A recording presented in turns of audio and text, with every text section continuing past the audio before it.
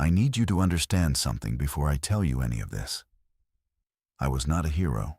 I was not brave. I was a 23-year-old assistant coach with a clipboard and a whistle around my neck.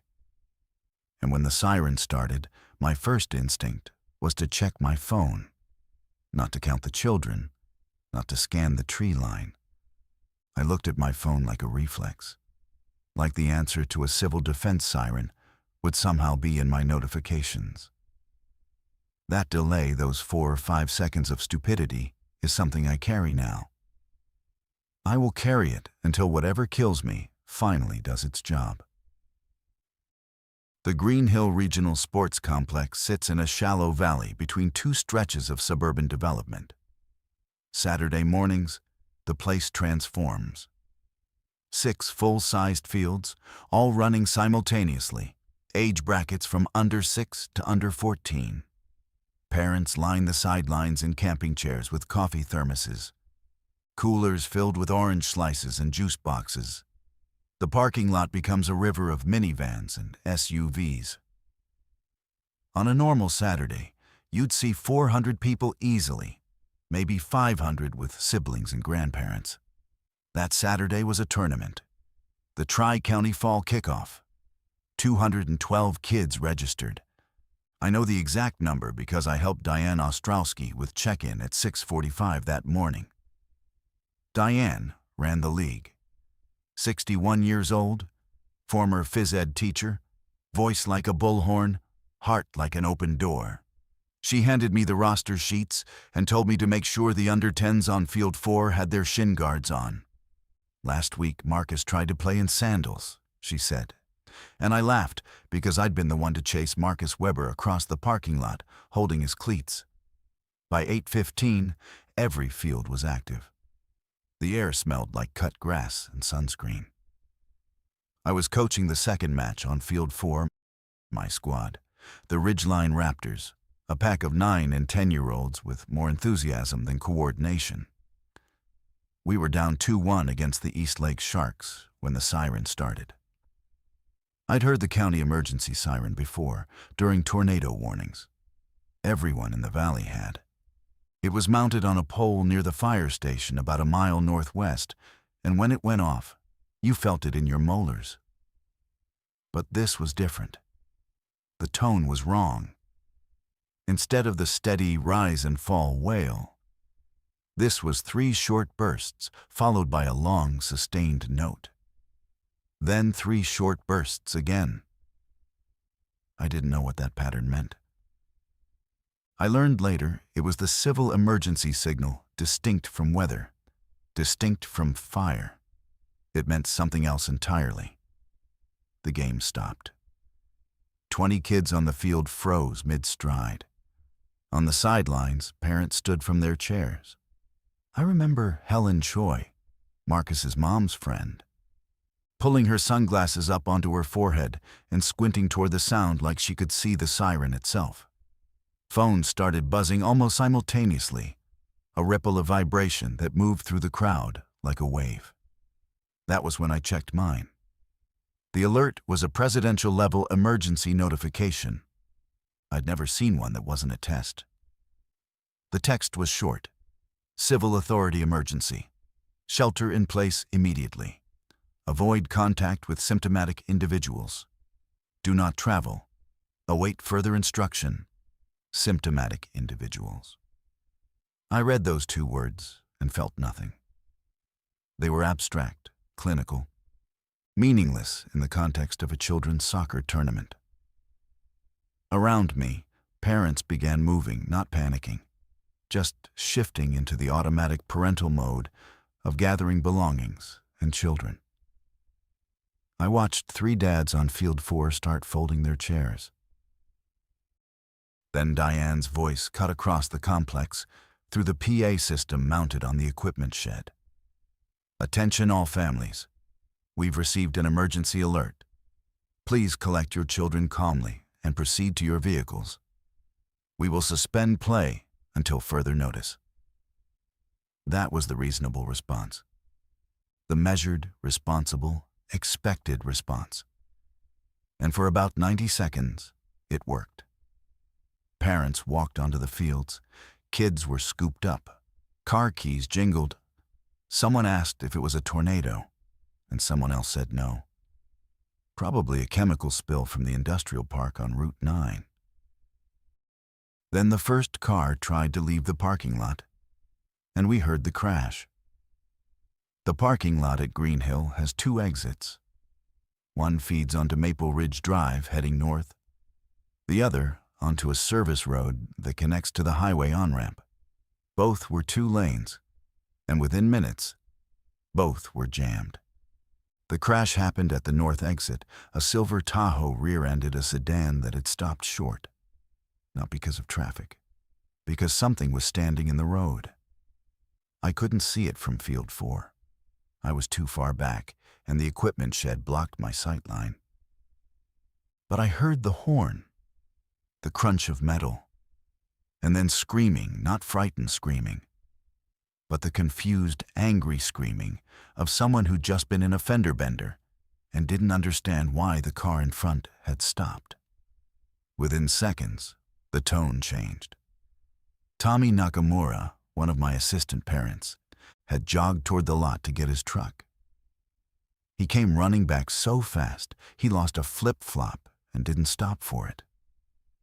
His face was a color I'd never seen on a living person, gray-white, like wet newspaper. He grabbed my arm and said, "Don't let the kids go that way. There's something wrong with people out there." His grip was so tight I had bruises for a week. I asked him what he meant. He shook his head and said, "A woman bit someone, right through his jacket. She was on the ground, and she crawled and bit him on the calf."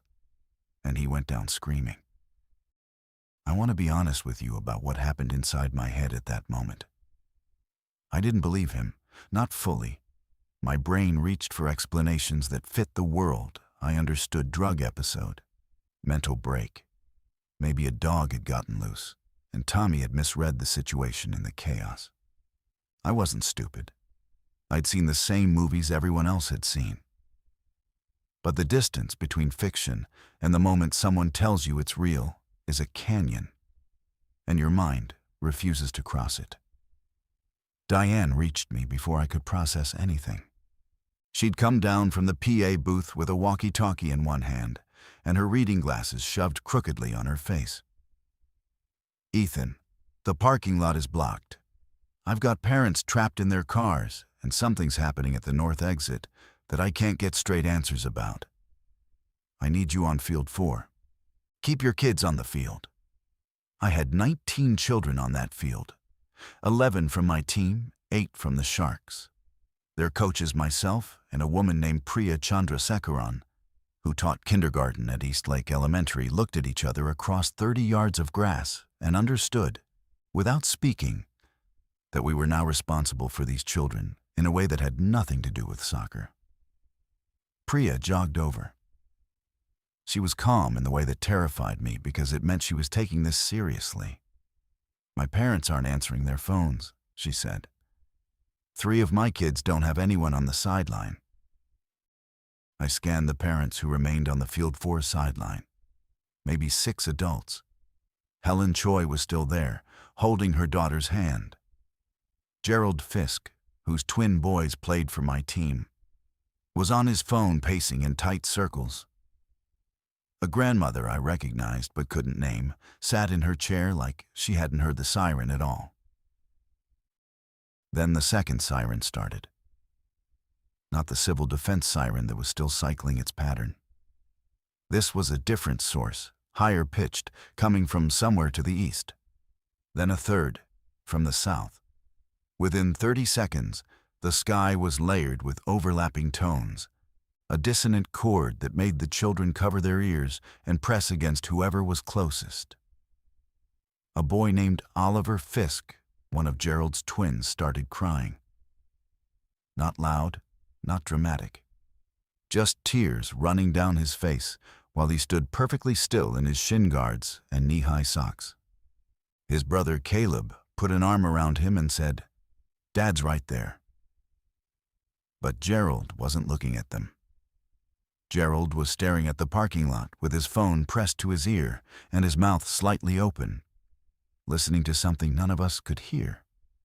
The first parent left on foot at 8:22. She didn't take her child with her. Her name was Sandra Molina. Her son, Diego, played for the Sharks. I knew her only slightly. She'd brought donuts to a shared practice once. She was a quiet woman, polite, always the first to clap for both teams. When the second wave of sirens began, she answered her phone, listened for no more than 10 seconds, and walked off the field without looking back. Diego called after her. "Mom?" He was 9. He said it once, clearly, with total trust that she would turn around. She didn't. She crossed the grass toward the south lot at a near run, got into a white Honda, and drove over the curb to bypass the traffic. The car bounced hard, scraped the undercarriage, and disappeared around the maintenance building. Priya caught Diego by the shoulders before he could follow. She knelt down and told him his mom had to handle something quickly and would be back soon. Diego nodded because children trust adults who speak with authority, even when the authority is built on nothing. In the next 15 minutes, 4 more parents left. 2 took their children, 2 did not. Gerald Fisk finally reached whoever he was calling, and his entire body language changed. He stiffened, grabbed his twins by the arms, and marched toward the east parking lot without a word to me. I watched him buckle Caleb and Oliver into a truck and drive directly across the grass soccer field across Field 3, where a group of under-7s were still standing in a huddle, and crash through the chain-link fence at the perimeter. The truck fishtailed on the wet grass beyond the fence and vanished down the embankment toward the highway. By 8:35, I counted the children on Field 4, 23. Several had drifted over from Fields 3 and 5 when their own coaches and parents began evacuating. Priya and I had 23 kids and 2 remaining parents, Helen Choi and the grandmother, who I finally learned was named Bev Hardigan. Helen was a registered nurse. That detail would become the only reason some of us survived the first night. She walked up to me with a calm that seemed structural, like it was load-bearing, holding the rest of her together. "Ethan, the hospital just sent a mass page. They're calling all staff. Something is happening that they're classifying as a bite-transmitted contagion with rapid neurological deterioration." She paused, making sure I was tracking. "They're comparing it to rabies, but faster. Onset in minutes, not weeks." I stared at her. She continued, "I'm not leaving without Grace." Grace was her daughter, 7 years old, currently holding hands with a girl named Amara on the sideline. "But I need you to understand that whatever is happening in the parking lot is going to get worse. We should not try to leave by car." The sound from the north exit had changed. The screaming had stopped, which was somehow worse. In its place was a dense, low commotion, guttural, rhythmic, like a crowd of people trying to speak through clenched jaws. I couldn't see it, and I didn't want to. Diane came over the PA again. Her voice was different this time. The administrative authority was gone. She sounded like someone reading a message they'd been given rather than one they'd composed. "All remaining individuals at the Green Hill complex, the county has issued a lockdown order. Do not attempt to leave. I repeat, do not attempt to leave. Proceed to the main recreation building. Doors will be secured." The main rec building was a concrete structure at the center of the complex, between Fields 2 and 3.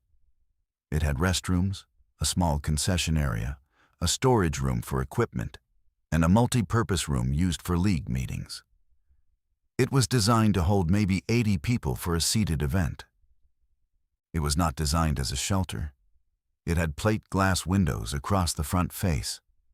The doors were commercial grade but not reinforced. The locks were standard. We moved anyway because there was nowhere else. Priya and I organized the children into a line. She took the front, I took the rear. Helen carried Grace on her hip and held Amara's hand. Bev Hartigan walked with a deliberateness that I mistook for slowness, but was actually watchfulness. She was scanning the tree line. She had seen something I hadn't yet. The recreation building smelled like floor cleaner and old coffee. Fluorescent lights buzzed overhead with that institutional hum that makes every room feel like a waiting area. When we came through the double doors, there were already people inside coaches, a handful of parents, a teenager who worked the concession stand, and Diane, who was standing behind the front counter with her walkie-talkie and a legal pad covered in numbers. She looked up when I walked in, and I watched her count the children behind me the way you'd count items in a shipment. Her mouth moved silently. When she finished, she wrote something on the pad and said, "Field 4? 23 kids," I said. 2 parents, me and Priya coaching. She nodded. "I've got 61 children total inside this building. 14 adults." 61 children. The number punched the air out of me. Out of 212 registered for the tournament, 61 were now in this building without their families. The rest had been taken, had left in the car chaos, or were unaccounted for. Diane didn't say that last part. She didn't have to. The multi-purpose room became the main holding area. Priya and another coach named Dennis Aguilar arranged the kids in small groups along the walls. Dennis coached the under-12s on Field 2, big guy, shaved head, coached in military cadence because he'd done 8 years in the Army. He was the first person I saw who looked like he understood the scope of what was happening. His jaw was set in a way that suggested he'd already done the math and didn't like the answer. I pulled him aside. "You heard anything?" "My wife called from the hospital. She's a phlebotomist at Mercy General. She said the ER is overrun. People are being brought in with bite wounds, and they're turning violent within minutes. She said they tried to restrain a patient, and he bit through a nurse's forearm. Through the gloves, through the skin, cracked the bone." He paused. "She told me she loved me, and then her phone cut out." Dennis delivered this information with the emotional flatness of a man who had already packed his grief into a compartment and locked it. I would learn to recognize that mechanism in the days ahead. It looked like strength. It was actually a form of suspended damage. A crack that hadn't finished spreading. Helen joined us and shared what she knew from the hospital page. Between her information and Dennis's, we assembled a picture that was incomplete but terrifying. A contagion of unknown origin. Bite transmission confirmed. Neurological collapse leading to hyperaggression and loss of higher function. No treatment protocol. No estimated timeline. The county had activated emergency management, but communications were fragmenting. "How long before it reaches here?" I asked. And I hated myself for the question because it assumed a geographic model, something spreading outward from a point. Helen shook her head. "It's already here," she said. "Whatever happened in the parking lot, that was it. It's here." Diane called a meeting of all adults in the concession area, out of earshot of the children. 14 of us stood in a semicircle between the soda machine and a rack of candy bars. She went around the room. Names, skills, relationships to children present. I learned that 2 adults were parents of kids in the building. The rest were coaches, volunteers, or staff. 2 parents out of 61 children. That ratio settled over us like a weight. Priya asked the question everyone was circling. "Are parents coming back?" Silence. Not the silence of uncertainty, the silence of people who already knew the answer and were deciding whether to say it. Bev Hartigan broke it. She'd taken a seat on a folding chair near the window and hadn't spoken since we'd entered. She was 74, I'd learn later. Her grandson played on Field 5 and she'd lost track of him in the transition. She spoke without looking at any of us. The roads are impassable. I saw military vehicles on the highway overpass before we came inside. They weren't heading toward us. They were heading away. She adjusted her glasses. No one is coming for these children tonight. We need to accept that now, while we can still think clearly. The first hour inside the wrecked building was organized chaos. Dennis and Priya divided the children by age. Under 7s in the multi-purpose room's back corner near the restrooms. Under 10s along the left wall. Under 12s and the few under 14s near the front, where they could be useful if needed. I didn't love that logic positioning 12-year-olds as a buffer, but Dennis was already thinking in layers of defense, and I didn't have a better framework. We took inventory. The concession stand yielded more than I expected. 48 bottles of water, a case of sports drinks, boxes of granola bars, bags of chips, candy, and a surprising quantity of hot dog buns with no hot dogs. The storage room behind the concession area held sports equipment cones, ball bags, first aid kits, folding tables, and a heavy-duty dolly. Diane found a flashlight and a battery-powered radio in the emergency supply box mounted by the back door. The radio worked. The flashlight needed batteries, which Helen found in the concession register drawer. The radio gave us fragments. An automated loop on the county emergency frequency repeated the shelter-in-place order with no additional detail. Scanning other channels produced static. Bursts of crosstalk between what sounded like first responders. And once, a woman's voice reciting what seemed to be a list of road closures before the signal dissolved. Diane assigned roles without asking permission, and nobody objected because she was the only person in the room operating with institutional authority. She designated me and Dennis as security, Helen as medical, Priya and the other coaches as child management, Bev as communications, monitoring the radio, and the concession teenager, a 17-year-old named Jordan Pak, as supply manager. Jordan took the job seriously in a way that surprised me. He produced a small notebook from his apron and began cataloging every item in the concession area with quantities and estimated caloric values. When I asked him where he learned that, he shrugged and said, "Eagle Scout. Also, I watch a lot of disaster prep content." He paused. I never thought it would actually matter. Dennis and I did a perimeter check. The building had 4 exterior doors, the main double doors at the front, a side exit near the restrooms, a rear door from the storage room, and a loading door on the north face that was padlocked from the outside. The front doors were glass with push-bar hardware. The side exit was metal with a deadbolt. The storage room door was solid, but the frame was old, and the hinges were exposed.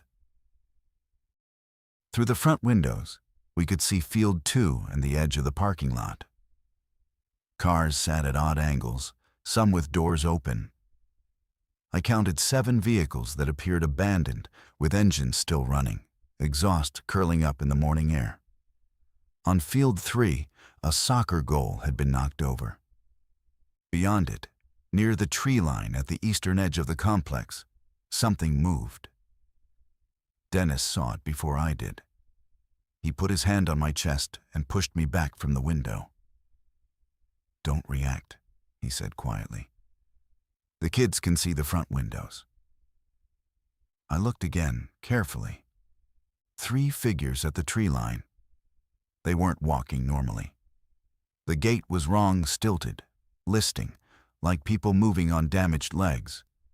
One of them kept turning its head in sharp, bird-like movements. They were maybe 200 yards away. "They're drawn to sound," Dennis said. "My wife told me that before her phone cut out. Sound and movement. They track it." I looked back at the room, full of 61 children, some of whom were crying, several of whom were calling for parents who weren't there, and one of whom, a 6-year-old boy named Theo Parsons, was screaming at full volume because he wanted his mother, and nothing anyone said could convince him she was coming. Dennis and I exchanged a look. It contained a complete conversation. The building was loud, the walls were thin, the front face was mostly glass, and the figures at the tree line had stopped moving randomly. They were oriented toward us. "We need to quiet this room down," Dennis said.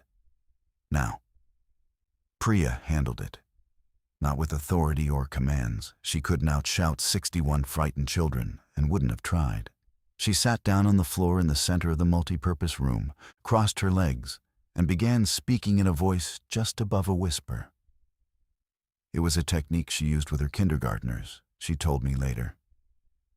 When you can't make noise compete with noise, you create a vacuum. Curiosity pulls children toward quiet faster than volume, pushes them toward compliance. "I need everyone to come sit near me," she said, barely audible. "We're going to play a game, but you have to be close enough to hear the rules." It took 2 minutes. Children drifted toward her in clusters, pulling friends by the hand, shushing each other. Even Theo Parsons, still hiccuping from his screaming, was guided over by an older girl named Suki Yamamoto, who had him by the wrist with the practiced grip of a kid used to managing younger siblings. Priya invented a game on the spot. She called it Statue Museum. The rules were simple. Everyone had to stay perfectly still and silent. If you moved or made a sound, you became a visitor and had to walk slowly around the room looking at the statues. The last statue standing won. It was brilliant because it made silence competitive and stillness desirable. Within 3 minutes, the room was quiet enough to hear the fluorescent lights buzzing. I used that silence to think. And thinking was the most dangerous thing I could have done, because the thoughts that came were not useful. They were about my apartment, 16 miles away, and whether my cat had enough food in her automatic feeder. They were about my mother in Delaware, and whether she'd seen the alerts. They were about whether this was local or national or global, and each widening of that scope made my hands shake harder. Helen pulled me out of it. She appeared at my elbow with a first aid kit open in her arms and said, "I need to check the children for injuries. Some of them came in running and I saw scrapes. I need you to help me do it without alarming them." We worked through the room methodically. Helen checked each child while I distracted them with questions about their teams, their favorite players, their positions. Most injuries were minor grass burns, a twisted ankle, one nosebleed that had already stopped. But Helen was looking for something specific, and when she finished, she pulled me into the concession area. "No bite marks," she said. "I checked every child." I hadn't even thought to worry about that yet. And the fact that Helen had the fact that she'd been screening for infection while I was mourning my cat told me everything about the gap between us in terms of readiness. She was operating 3 steps ahead. I was still trying to accept step 1. Bev called us to the radio at 9:45. She'd found a signal, not the automated loop, but a live broadcast on an AM station out of the city. The announcer's voice was strained but professional, the sound of someone holding to their training while the scaffolding collapsed around them. Confirmed reports of violent incidents in multiple counties. Authorities are describing the situation as a rapidly spreading contagion affecting neurological function. Infected individuals exhibit extreme aggression and are not responsive to verbal commands. Citizens are urged to remain indoors, secure all entry points, and avoid physical contact with anyone displaying symptoms, including erratic movement, vocalization abnormalities, and unprovoked aggression. Military assets are being deployed to establish containment corridors. Do not approach military checkpoints without identification. Repeat. The broadcast looped. Bev turned the volume down and looked at us over her glasses. Containment corridors, she said. That means they're drawing lines. Things inside the lines are being abandoned. Things outside are being protected. She pointed at the ceiling, meaning here, meaning us. Which side of the line do you think a suburban sports complex falls on? Nobody answered her. Through the front windows, the 3 figures at the tree line had become 7. They were closer now, drifting across Field 3 with that broken, lurching gait. One of them was wearing a referee's jersey. The referee's name was Carl Jessup. I'd worked with him at 3 tournaments. He was 50-something, ex-college midfielder, had a dry sense of humor and a habit of making exaggerated safe calls that made the kids laugh. Now he was dragging his left leg across the midfield line of Field 3 with his head tilted at an angle that suggested his neck no longer worked the way necks are supposed to work. His whistle still hung from a lanyard around his throat, bouncing against his chest with each staggering step. Seeing someone I knew among them was the first time my understanding shifted from abstract to personal. The emergency alerts used words like infected individuals and symptomatic persons, language designed to create clinical distance. Carl Jessup dissolved that distance. He had told me a joke about goalkeepers 45 minutes ago. He had been alive and whole and human, and now he was something that moved through the world like a broken puppet searching for a hand. Dennis was already working on the windows. He and Jordan had pulled folding tables from the storage room and were propping them against the plate glass, trying to block sight lines in both directions, ours out and theirs in. The tables weren't heavy enough to serve as real barricades, but they reduced visibility, and Dennis believed that mattered. If they're tracking movement, we need to minimize visual stimulation from inside, he said. Helen disagreed. We need to see them coming. If we block our own windows, we lose our only early warning. They argued about it in the concession area, while Priya kept the children occupied with Statue Museum, round 2. I stood between them, feeling useless, which was becoming my default state. Finally, Diane cut in with a compromise.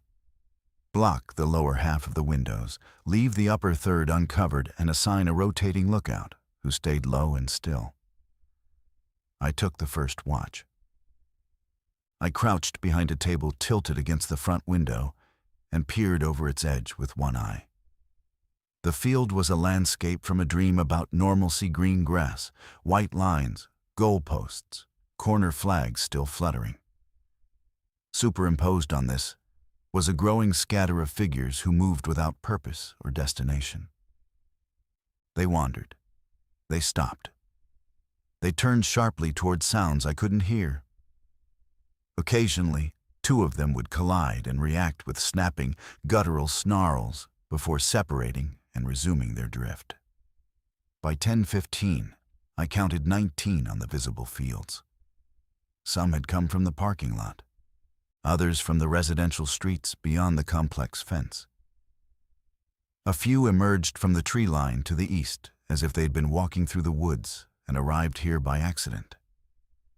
None of them tried the building. Not yet. They seemed drawn to the open space, to the ambient sounds of the environment: birds, wind, the distant wail of sirens still cycling from multiple directions. Inside, the children were holding.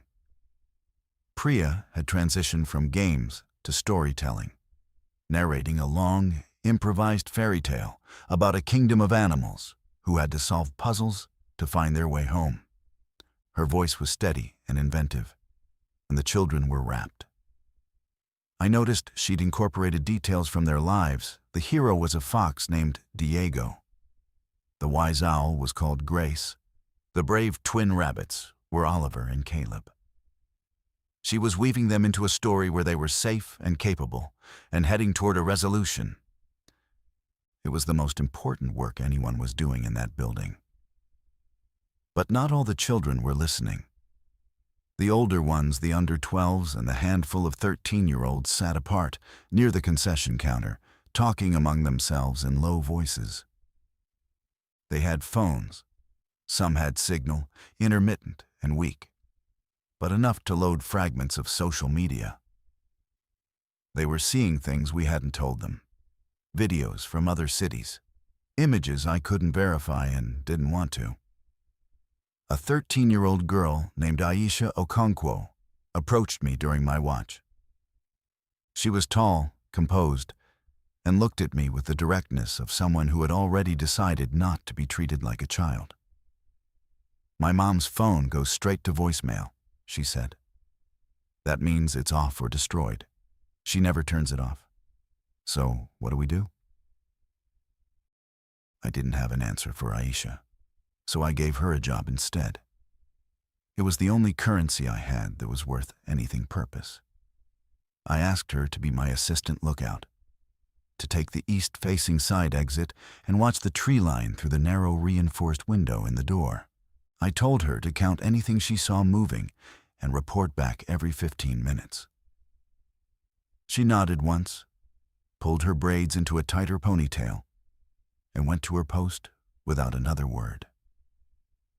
That interaction taught me something I'd carry through every decision that followed. The children who coped best were the ones given roles. The ones who fell apart were the ones left to sit with their thoughts and their silent phones. It was true for the adults, too. Though we were better at hiding it, by 11 o'clock, the reality of our situation had calcified.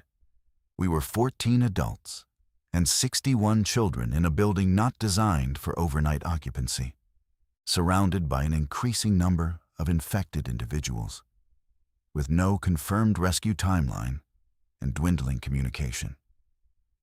The radio still cycled its automated loop. Cell signal had dropped to nothing for most carriers.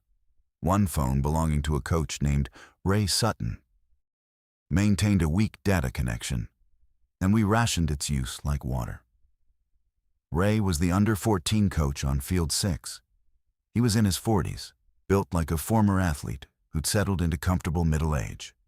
He had a calm, slightly sardonic manner that worked well with teenagers, but masked a growing anxiety I could see in the way he kept touching his wedding ring, spinning it with his thumb. His wife and 2 daughters were at home across town. He'd been trying to reach them since the first siren. At 11:20, his phone buzzed with a text. He read it, closed his eyes, and put the phone in his pocket. I watched him walk to the restroom and stay inside for 4 minutes. When he came out, his eyes were red, but his voice was steady. He didn't tell anyone what the text said, and I didn't ask. Some information is carried alone, because sharing it would make it heavier for everyone. Diane organized the first meal distribution at noon. Jordan's inventory showed we could sustain minimal rations for roughly 2 days if we limited intake to survival levels, enough calories to prevent crisis, not enough to prevent hunger. The children ate granola bars and drank half portions of water. Some complained. Most ate silently, the way people eat when food has stopped being about pleasure and started being about function. During the meal, Helen pulled me aside for a medical update. She'd done a second check of the children and found one issue. A 10-year-old boy named Ravi Mehta had a medical alert bracelet indicating type 1 diabetes. He'd had his insulin pen in his soccer bag, which was still on the sideline of Field 3. The pen had enough for approximately 24 hours. After that, without insulin, Ravi would go into diabetic ketoacidosis, which Helen described in terms I could understand. His body starts poisoning itself. We'd have hours to find insulin before it becomes a life-threatening emergency. I looked through the gap above the barricade tables. Field 3 was occupied by at least a dozen wandering infected. Ravi's bag, a red Adidas duffel was visible near the midfield line, right where his team had been warming up when the siren started. It might as well have been on the surface of the moon. "How long do we have?" I asked. He ate breakfast. "The pen he has should cover today. By tomorrow morning, we're in trouble."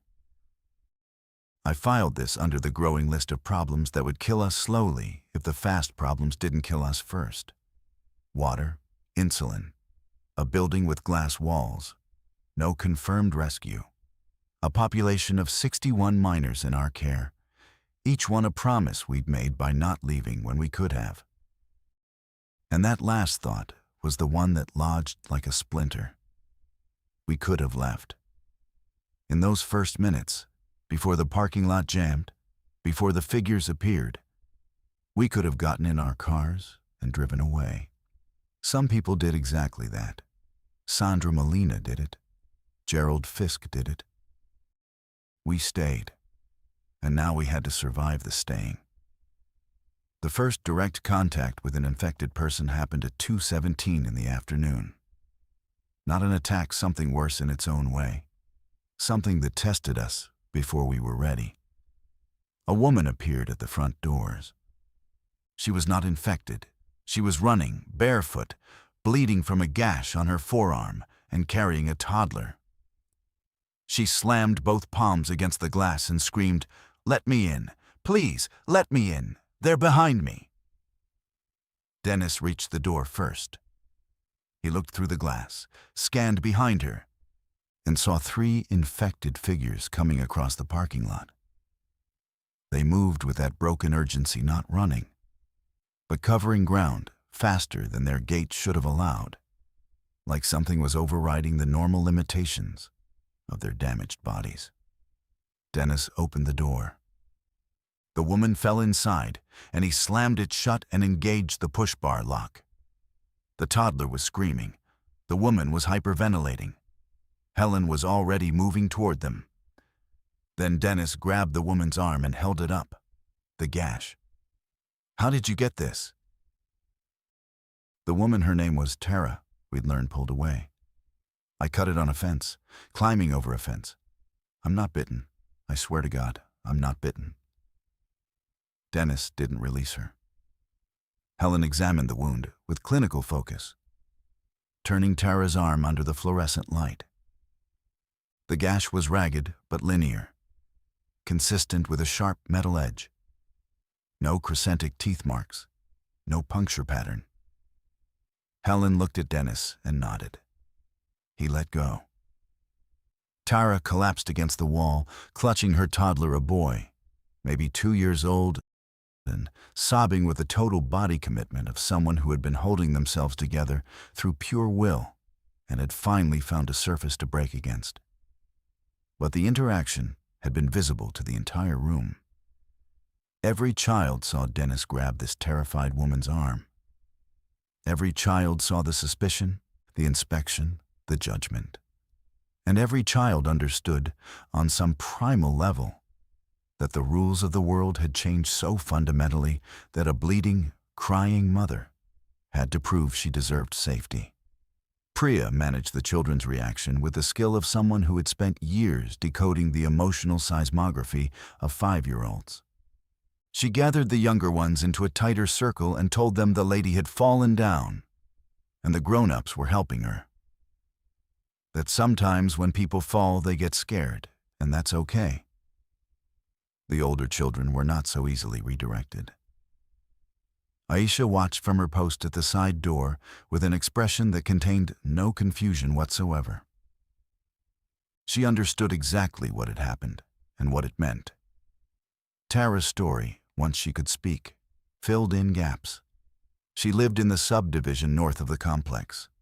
The infection had torn through her neighborhood in under an hour. She'd seen her neighbor attack a mail carrier. She'd seen a group of infected people pull someone from a car.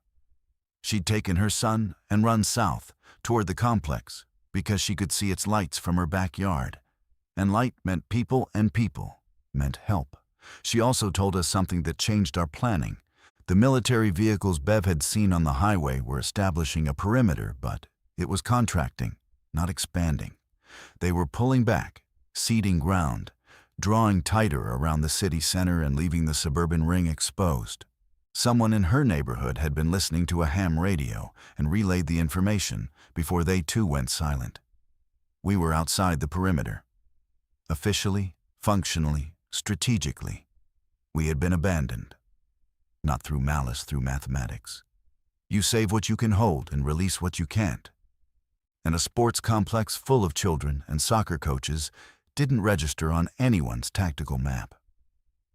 Diane absorbed this information standing up, which I noticed because everyone else had sat down. She remained vertical, her legal pad in hand, and wrote 3 words that I caught a glimpse of before she turned the page. Self-rescue only.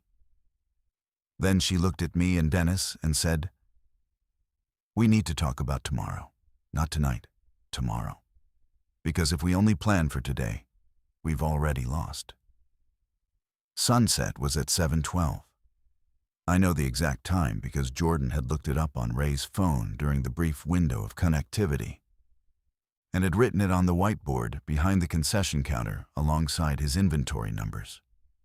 The whiteboard became our operations center, a grid of information that grew denser each hour. Water supply, head count, observed infected positions, radio frequencies checked, next insulin dose time for Ravi. As the light drained from the sky, the infected on the fields changed. Their wandering became tighter, more focused. Instead of drifting across open grass, they clustered near structures, the goal posts, the equipment shed, the fence line. 2 of them stood at the base of the bleachers on field 2, facing each other, making a sound I could hear through the walls. It was rhythmic and guttural, almost conversational, but stripped of meaning, like a language playing backward. Dennis and I had spent the afternoon reinforcing the front windows. We'd used the heavy dolly and stacks of folding chairs to create a denser barricade. It wouldn't stop a determined assault, but it would slow entry and create noise, which was its own form of alarm. The side exit and storage room door were more secure, but relied on locks and hinges that hadn't been tested against anything more forceful than a janitor's boot. The children were exhausted. Fear burns energy faster than exercise, and these kids had been running on adrenaline and granola bars for 10 hours. Priya organized a sleeping arrangement, the youngest children in the multi-purpose room's inner corner, cushioned by equipment bags and extra jerseys pulled from the storage room. The older children lined the walls. Adults took positions near doors and windows. I offered to take the first overnight watch. Dennis took the second. Ray took the third. Helen would stay mobile, checking on Ravi and monitoring the group for any medical issues. At 8 o'clock, Diane turned off the overhead fluorescents. The only light came from the emergency exit signs, which cast a red-green glow that made the room look like the inside of an aquarium. Outside, through the gap above the barricade, the last purple edge of twilight sat on the horizon. Across the fields, the figures moved in the dark like shadows that had detached from their sources. The first hour of night was the quietest. Children slept with the desperate heaviness of emotional exhaustion. A few whimpered in their sleep. One boy, I think it was Diego, said "Mama" once, clearly, from deep inside a dream. I heard Priya shift closer to him and place a hand on his back. At 9:30, the infected at the equipment shed began hitting the wall. Not trying to get in there, was nothing inside but stored goals and field markers. They hit it the way a person might hit a table in frustration, open-palmed, repetitive. The sound carried through the night air and into our building with a metronomic consistency that became its own form of psychological pressure. Thump, thump, thump. I monitored the front window. My eyes had adjusted to the dark, and I could make out shapes on the fields. The infected were more numerous now. I stopped counting at 30. Some had come from the residential areas to the north and west, drawn perhaps by the sirens that still wailed intermittently, or by some signal or instinct I couldn't comprehend. At 10:15, Bev tapped my shoulder. She'd been listening to the radio with an earpiece to avoid disturbing the children. Her face was unreadable in the emergency light. She handed me the earpiece without a word. I listened. The automated loop was gone. In its place was a voice different from the earlier broadcast, younger, less professional, speaking with the cadence of someone working from handwritten notes rather than a teleprompter. To any surviving groups in the Green Hill, Eastlake, or Ridgemont areas, emergency services have been withdrawn from your zone as of 1900 hours. Repeat, emergency services have been withdrawn. If you are able to move, proceed south toward the Route 12 bridge, where a temporary checkpoint will be maintained until 0600 hours tomorrow. After that time, the checkpoint will be dismantled. This is not a guarantee of entry. This message will repeat. 6 a.m. We had until 6 a.m. tomorrow morning. The Route 12 bridge was 4 miles south. I woke Dennis.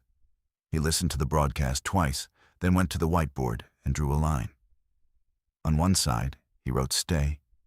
On the other, go. Below each, he began listing factors. And the simple act of seeing our survival reduced to a pros and cons chart on a concession stand whiteboard was its own kind of violence. Stay, shelter. Supplies for roughly 36 more hours. Known position. Risk of building breach. No confirmed rescue. Go. Possible extraction at checkpoint. 4 miles through infected territory. 61 children, ages 6 to 13. 14 adults. 1 toddler. Darkness. Unknown infected density en route. Checkpoint not guaranteed. We convened the adults in the concession area at 11 p.m. The children slept behind us, their breathing a collective tide that rose and fell in the dark. Diane led the discussion, but there was no pretense of democracy. She wanted input, but the decision would be hers. She had accepted that mantle without anyone offering it, and none of us challenged her claim because none of us wanted the weight. Helen spoke first.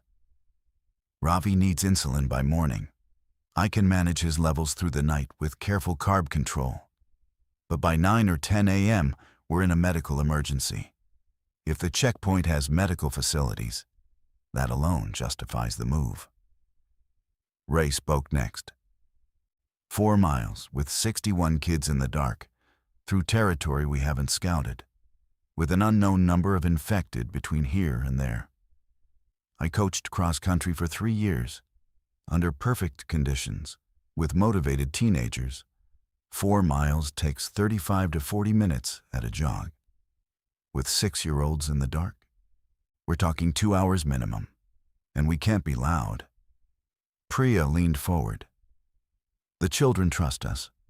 If we tell them we're going somewhere safe, they'll move.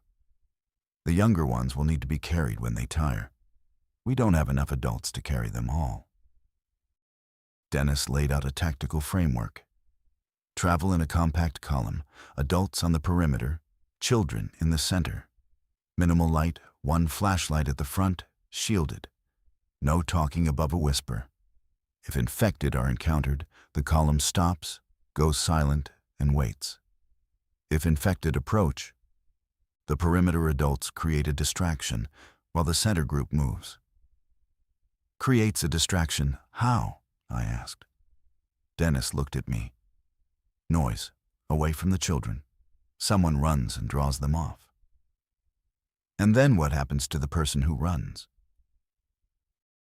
He didn't answer, which was itself an answer. The plan required sacrifice as a contingency. Someone might need to die so that 61 children could keep walking. Bev spoke last. She'd been quiet through the discussion, working something out on her own terms. "I can't make 4 miles on these knees," she said matter-of-factly. "I'll slow you down, and every minute you're slowed increases risk. I'll stay here and keep the radio running. If you make it, you make it. If you don't, I'll be the last known position for anyone who comes looking." Tara, the woman who'd arrived that afternoon, held her toddler closer and said, "I'll carry him the whole way if I have to. But we're going. We can't stay here and wait for walls to fail." Diane listened to all of it. Then she made her decision. We go. 2 a.m. departure, giving us 4 hours to reach the checkpoint before it closes. That means we move in 3 hours. Between now and then, we prepare. She looked at Bev. "Are you sure?" Bev smiled. And it was the first genuine smile I'd seen since the siren started. "Sweetheart, I've been sure about things my whole life. This one's easy." I watched Diane write the departure time on the whiteboard. 200. Below it, she wrote the checkpoint deadline. 600. Below that, she wrote a number. 75. Total souls. Everyone in the building, minus Bev. I wanted to argue for staying. I wanted to make the case that the walls were enough, that rescue would expand, that the perimeter would push outward. But every fact pointed the other direction, and I had learned enough in the past 16 hours to know that hope without evidence is just a comfortable way to die. We woke the children at 1:30.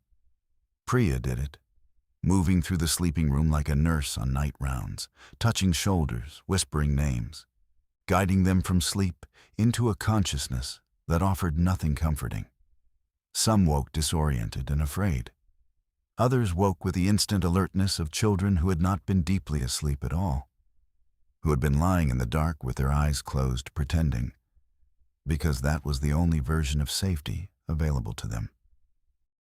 Priya explained the plan in terms calibrated for the youngest listeners. "We're going to walk to a special place where there are helpers waiting for us. We have to be very, very quiet the whole way, like the Statue Museum game. The quietest walkers will be the bravest ones. Can you be brave and quiet?"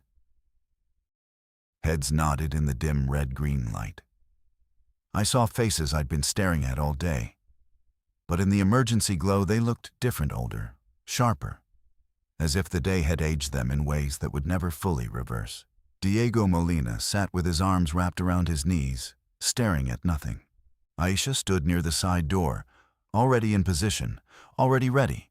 Ravi Mehta checked his insulin pen with the practiced routine of a child who had managed a chronic illness his entire life and understood, perhaps better than any of us, that the body's needs don't pause for catastrophe. Dennis organized the column. Tara and her toddler, wrapped in a sweatshirt to muffle any sounds, in the protected center. Younger children paired with older ones, each older child responsible for one younger child's hand. Adults spaced along the column's edges. Dennis at the front with the shielded flashlight.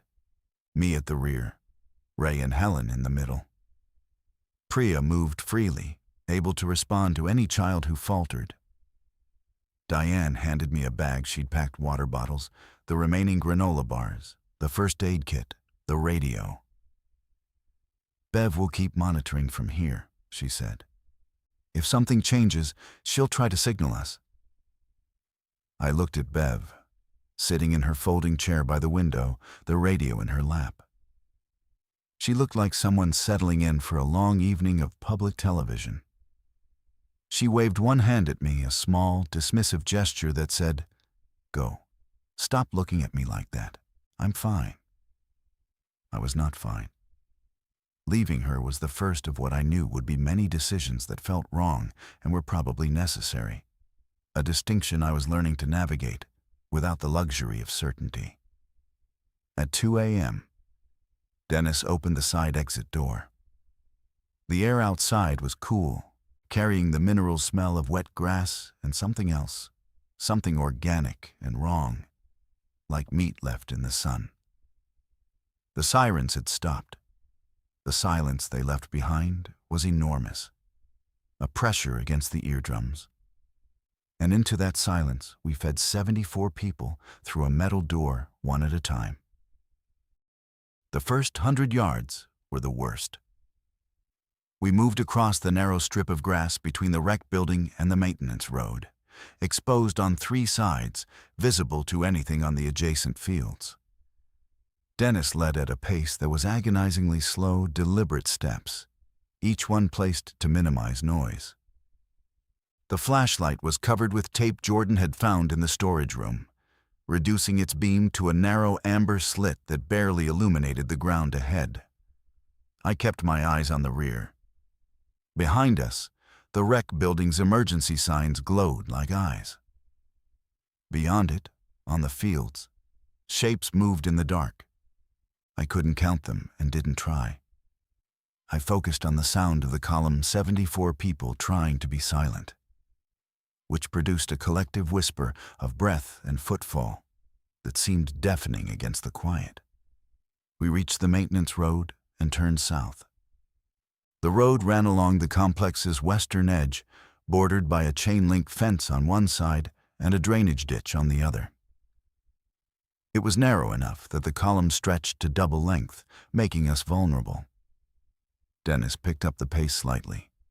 300 yards ahead, something stood in the road. Dennis stopped. The column compressed behind him like an accordion, children bumping into children, hands tightening on hands. The shape in the road didn't move. Dennis killed the flashlight. Total darkness wrapped around us. I could hear my own heartbeat and the breathing of the child nearest to me. Suki Yamamoto, 13, who had positioned herself at the rear of the column with the gravity of someone who understood that the back was where danger arrived first. The shape in the road resolved as my eyes adjusted. It was a person, standing motionless, facing roughly in our direction.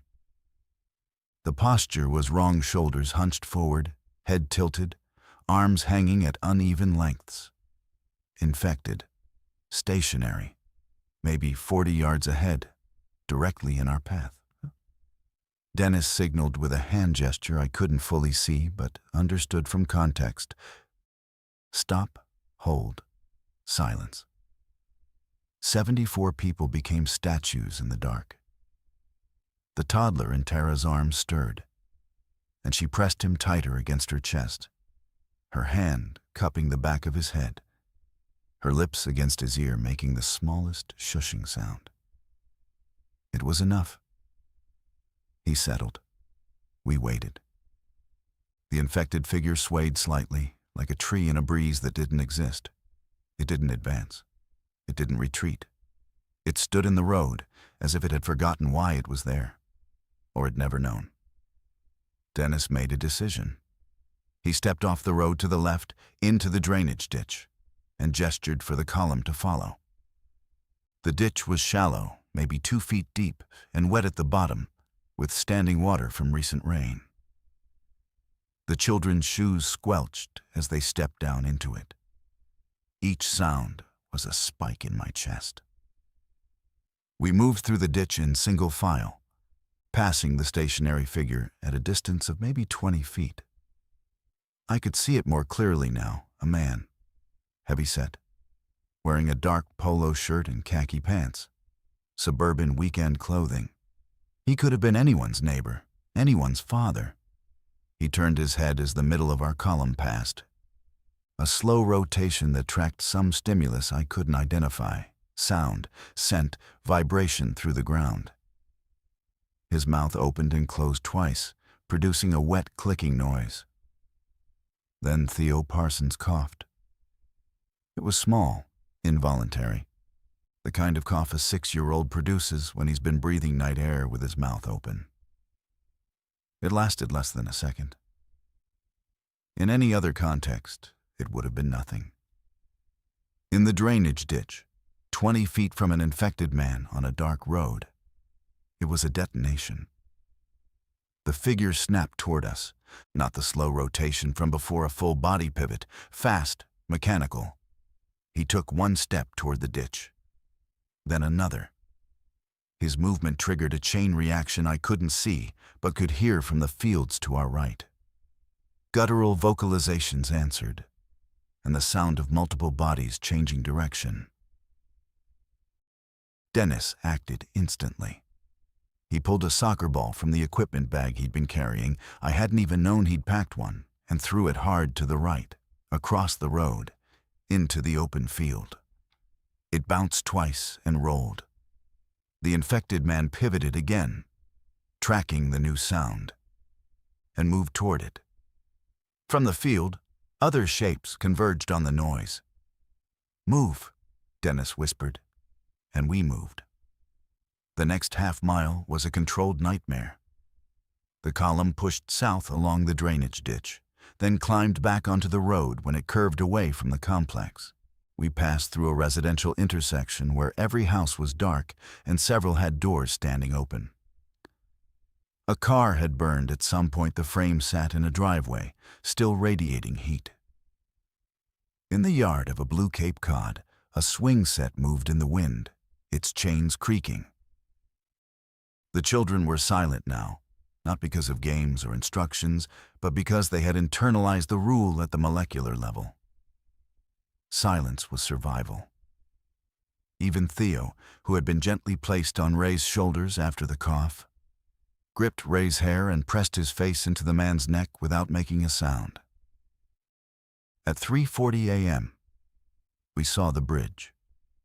Route 12 crossed a shallow river at the southern edge of the suburban district. On the far side, lights. Actual electric lights, powered by generators, cutting through the darkness with the authority of organized human presence. Helen grabbed my arm. "Is that real?" "It's real," Dennis said from the front. "Stay together. We're almost there." The last half-mile took 40 minutes, not because of distance, but because of density. The area around the bridge approach was more populated with infected than anything we'd crossed. They congregated near the river, drawn perhaps by the sound of water, or by the generator hum from the checkpoint, or by some instinct none of us could decode. Dennis counted at least 20 between us and the bridge. We stopped in the parking lot of a veterinary clinic 300 yards from the approach. The children crouched behind a low brick wall while Dennis, Ray, and I assessed the situation. The checkpoint was visible concrete barriers, 2 military vehicles, floodlights pointed outward. I could see figures moving behind the barriers with the purposeful economy of trained personnel. A gate in the barriers opened onto the bridge. It was the only way across. Between us and the gate, the road was an obstacle field of abandoned vehicles and wandering infected. There was no quiet path, no drainage ditch to follow. The approach was open asphalt under a sky just beginning to lighten at the eastern edge. Dennis laid out our options. Wait for dawn, which might bring better visibility for the checkpoint guards to cover our approach, but also brought us closer to the 6 a.m. deadline and made the infected more likely to see us, or move now in the remaining dark, and pray that speed and numbers carried us through. Diane made the call. Now, all at once, no column. Every adult grabs as many children as they can and runs. It was the opposite of everything Dennis had planned. No tactical formation, no quiet movement, no disciplined column. It was a sprint born of desperation and mathematics. The calculation that 74 people could not sneak past 20 infected on an open road. So the only alternative was to overwhelm the equation with speed and chaos and hope. We organized in 60 seconds. Each adult was assigned children by proximity. I had 7: Suki, Aisha, Diego, a pair of 8-year-old girls whose names I'm ashamed to say I never learned, and 2 under-7s who grabbed my jacket and held on with fist strength that seemed to exceed their small bodies. Priya had 6. Dennis had 5 and the flashlight. Helen carried Grace and held Amara's hand. Tara had her toddler strapped to her chest with a knotted jersey. Ray had Theo on his shoulders and 4 more by the hands. Diane looked at us, 74 faces in the dark. She said, "When I say go, you run. You do not stop. If someone falls, the nearest adult picks them up. If an infected blocks you, go around. Do not engage. The checkpoint is 300 yards. At a flat run, that's under a minute. You have run that distance 1,000 times in your life. Do it one more time." She said, "Go." We ran. The noise was immediate and enormous. 74 sets of feet on asphalt, children gasping, the percussion of sneakers and cleats on pavement. The infected on the road reacted instantly, turning, moving toward us, closing from both sides. I saw one lunge at the edge of our group and miss, its hand swiping air where a child had been a half-second earlier. Dennis shouldered another one aside without breaking stride, a collision that sent them both staggering but kept him upright and moving. I carried one of the under-7s on my hip and dragged 2 others by the hands. Suki ran beside me with Aisha, both of them faster than I was, both of them adapting to the obstacle course of abandoned cars and grasping figures with an athleticism that soccer had given them. The floodlights hit us at 200 yards. I heard a loudspeaker bark something I couldn't process. The gate in the barrier swung open. Soldiers moved forward, establishing a corridor. And I heard gunfire controlled, deliberate shots that cracked the night air behind us, clearing a path in a way I chose not to visualize. We poured through the gate like water through a broken dam. Children, adults, all of us, stumbling into the light, falling onto the concrete behind the barriers. I counted. I counted until my voice broke. 73. We lost no one, except Bev, who we had left behind by her own choosing. I think about Bev Hardigan every morning. Not with grief, with something closer to reverence. She chose her chair by the window and her radio in her lap, and she sent 74 people into the dark because someone had to stay behind and be the last known position. She understood that survival sometimes requires someone to remain fixed so that others can move. We made the checkpoint at 5:22 a.m. or 38 minutes before it closed. Robbie received insulin from a field medic who didn't ask questions, just read the bracelet and acted. Diego Molina was reunited with his mother 4 days later at a processing center in the city. Sandra had come back. She had spent those 4 days trying to get back. I coach again now. A small group, Tuesday and Thursday evenings, on a fenced field with floodlights and reinforced gates. The kids call me Coach Ethan and complain about running drills. Sometimes one of them asks why we always practice the quiet game at the end of every session. I tell them it's for focus. That's mostly true. The other part is that silence saved their lives once, and I will never let them forget how to hold it.